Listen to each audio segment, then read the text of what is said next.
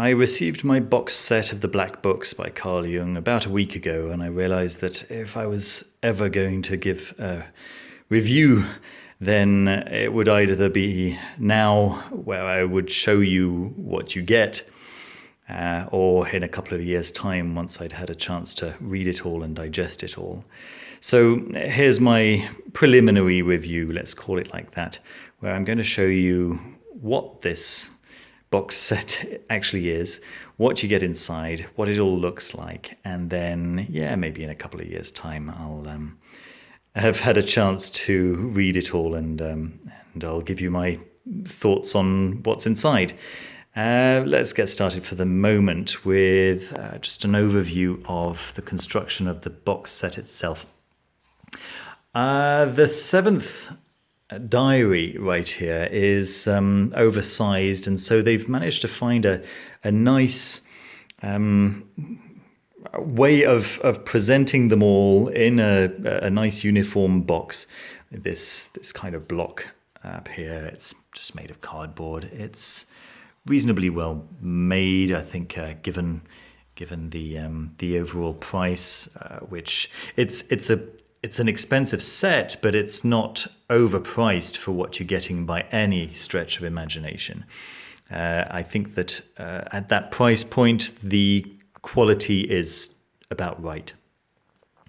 Let me turn it around. Okay, here's what it looks like from the back. It's an incredibly heavy set. Now, the red book itself, I think, weighs in at around 7 kilos, and this is much heavier. So I'd say probably about 10 kilos, possibly even more, maybe even 15, I'm not sure. But it is a beast. And in order to be able to get any of the books out, you have to be able to tilt the whole thing. Let me show you. So back round to the front, there's just not enough purchase room to be able to get the books out without damaging them. The box set itself is very tight. In fact, you can see that it kind of bows inward to really hug the books, so they don't move freely, right? If you were to pick it out like this from the top, you would immediately damage the top of the spine, and I don't want to do that. I never pull my books out from the top like that. Just don't do it. And so in order to get them out, you have to be able to tilt the whole thing forward. So it's quite a big thing. I'm not going to do it with one hand, of course. I don't want all the books to fall on the floor. That would be not okay. But I keep mine in the top there, and it almost touches the top of the shelf. So the only way that I can get them out is by pulling the whole box set out, then tilting it forward, because I can't tilt it forward from inside. There's just not enough space between the box and the roof there, right? So just have to pull them all forward, make them all kind of fall out a few centimeters, and then tease out the one that you want. So I'd say that's a design flaw. I'll talk about a second design flaw in a moment, and then after that it's all just praise. How could it be anything other than praise? It's an outstanding achievement, and I'm really looking forward to showing you what goes on inside. So let me get one or two of the books out, and I'll show you what you get. All right, well, actually, here is the box itself with all the books taken out, and you can see that there's I don't know if you can actually see. Yeah, there's kind of a gap at the top here. So the books come all the way against this kind of beige construction in the back here. I'd say that if you wanted to keep a little, I don't know, it comes up, there's about that much space above here. If you had a little secret something to keep up there, you could probably do so. This is solid in the back. And this is the space where the quite a lot larger seventh book slides in and fits all the way against the back over here. So yeah, that seventh book is quite a bit larger than the others. Is there a difference with the seventh book? Is it full of delights? Not really. It's just that he got hold of a larger book in which to write, and since they're facsimiles, the seventh one is just larger. it's the material that he had at the time. Having said that, the seventh book does actually have a few diagrams. There aren't very many diagrams throughout the entire set, and the seventh one is probably a little bit more lusciously illustrated. Although, when I say lusciously, you can see that that's quite an overstatement. There are a few diagrams, a few small hand drawings, maybe a little bit closer to the end. What I've just flicked through there for you is the transcription.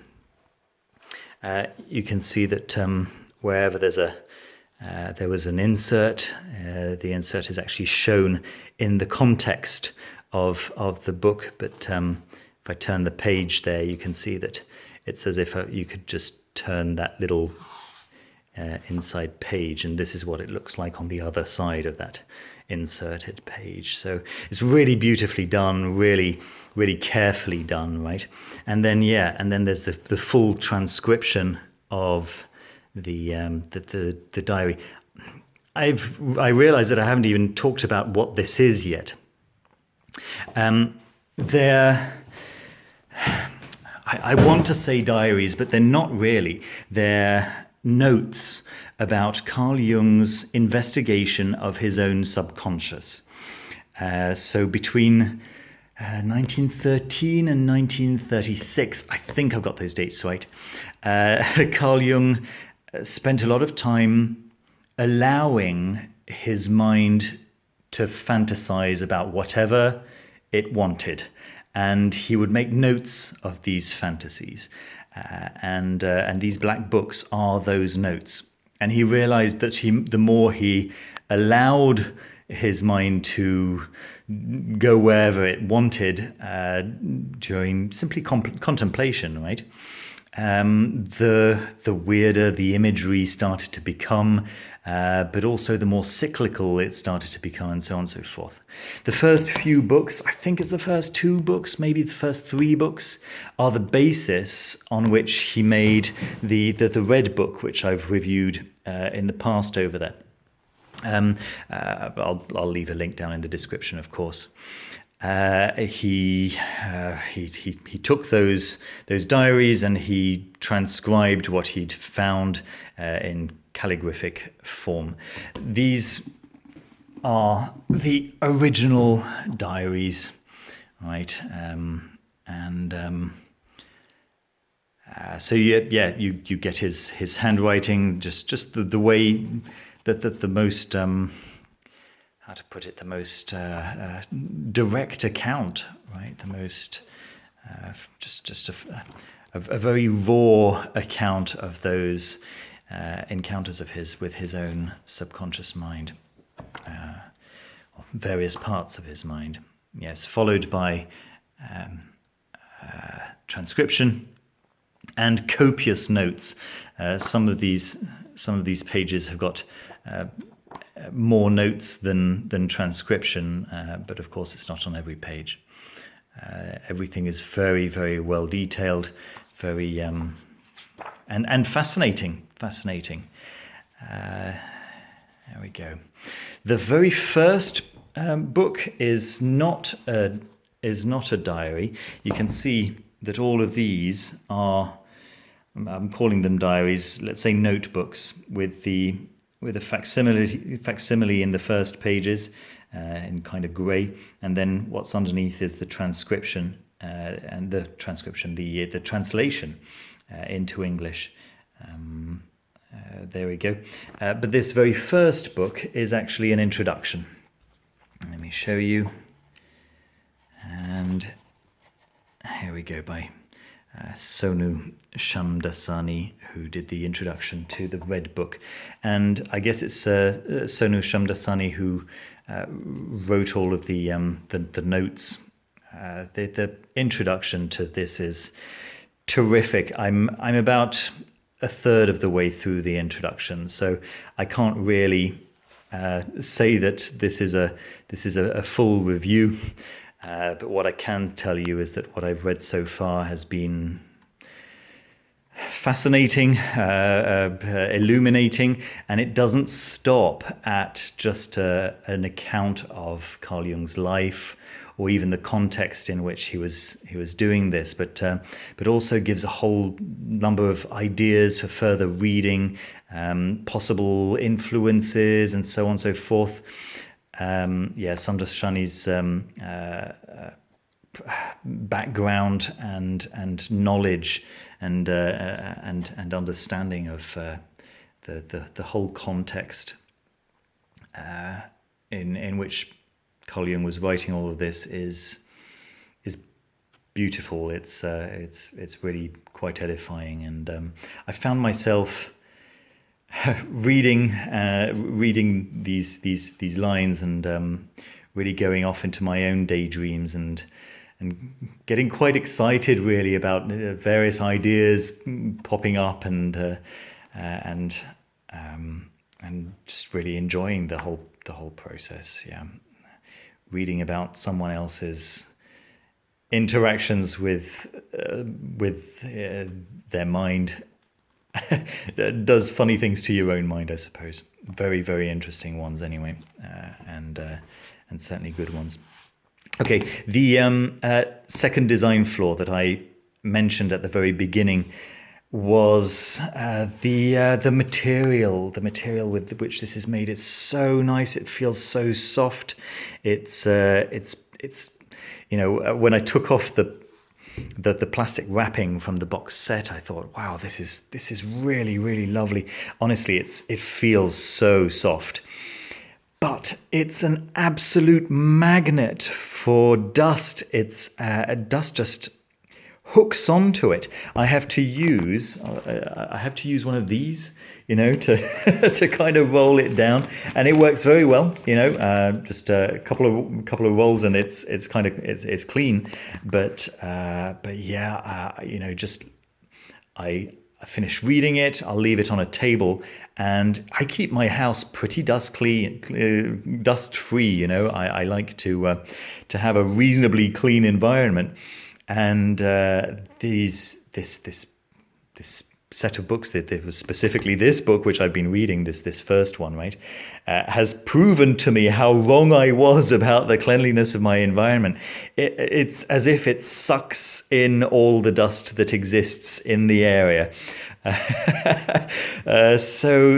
Just even having it the set on my bookshelf for a week, I've had to thoroughly clean it down and with this kind of sticky roll in order to get it into a presentable state to show you. Obviously the sides of the books stay pristine, but just the spines, right, just covered in white dust.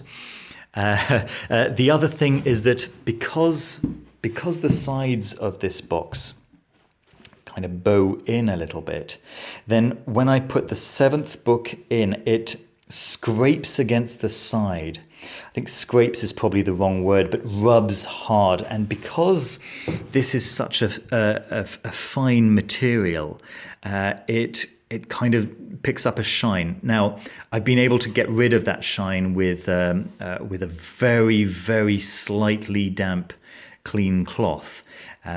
Just by giving it a rub, and then again using this old boy over here, and what I have to do is that when I'm putting the seventh book back, I have to kind of push the edge of the box away so that it doesn't harm the book on its way back in. But once you know that tip, then you're okay.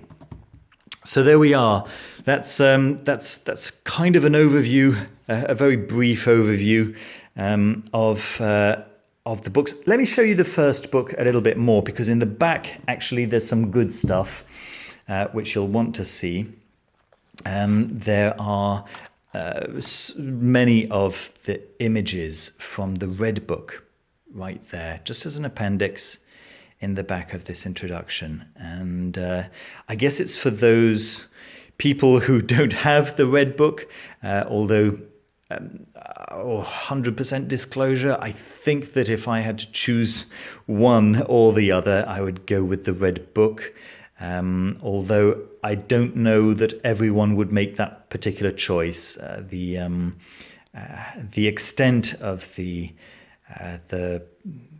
data here is certainly greater, and if you were maybe a Jungian scholar, well, in that case, I guess you'd have both anyway.